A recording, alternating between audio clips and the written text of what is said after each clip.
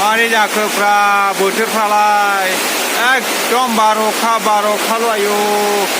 जालालै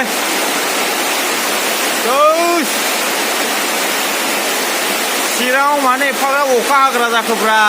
आयु जालालै बिदिजों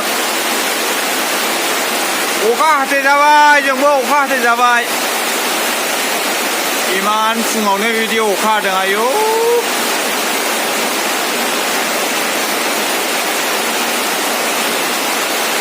माब्रै जाखो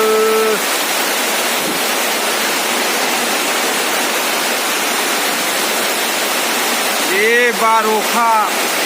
बाब नुसनजोब्बाय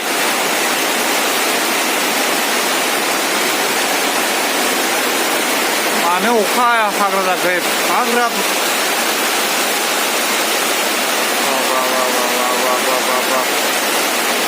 गिथाव अखालै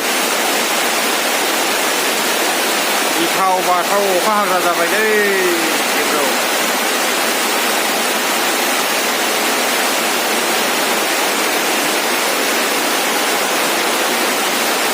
मा खामानि मावबावगोनब्रा बिदि अखाल'आलाय